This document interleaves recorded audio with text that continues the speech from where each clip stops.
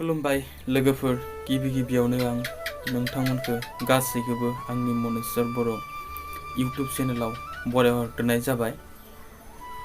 आं आसा खालामो नोंथांमोना इसोरनि अननायाव गासैबो मोजाङैनो दं होनना आरो आंबो मोजाङैनो दं। आं दिनै भिडिअ फैनायनि जाहोनानो जाहैबाय, दाथ' नोंथांमोनाबो मिथिखागौ दानि थासारिया माबायदि गाज्रि हालोदाव सोलिगासिनो दं। कर'ना भाइरासनि थाखाय लकडाउन होगासिनो दं। न'निफ्रायनो बाहेराव ओंखारनो हायै बायदि जानानै दं। बिनिखायनो आं न'आव ओरैनो थानानै समखौ थाब थाङि मोनै बायदि मोननायखाय आं नोंथांमोननि सेराव दोंसे गोदान खन्थाइ सुजुदोंमोन। बिखौ आं नोंथांमोननि सेराव शेयार खालामनो सानो। नोंथांमोनखौ नायलांगोन आरो खोनासंलांगोन होननानै आं आसा खालामो।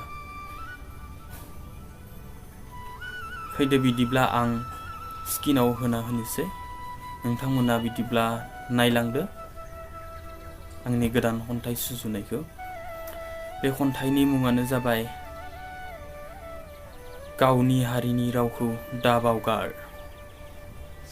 फैदो बिदिब्ला नोंथांमोन नायलांदो बयबो गोसो होनानै, आरो नोंथांमोना गोरोन्थि जायोब्ला आंखौ निमाहा होबानो जाबाय।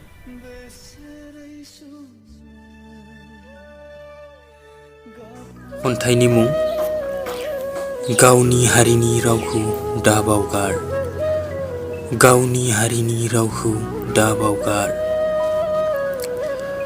गावनि हारिनि रावनिख्रुइ गुबुन हारिनि रावा देरसिन जानो हाया।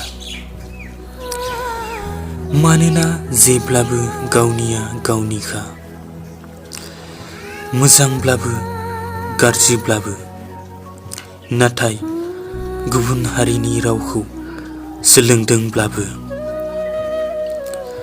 गावनि हारिनि रावखौ दा बावगार। मानोना जोंहाबो मोन्थाय दं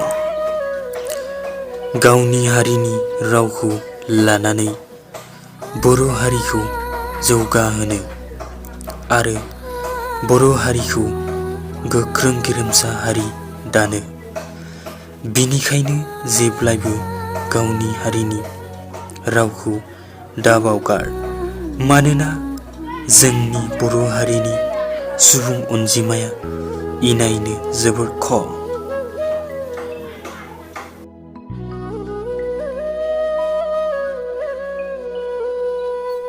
आरो दिनैनि भिडिअ'आ एसेनोसै।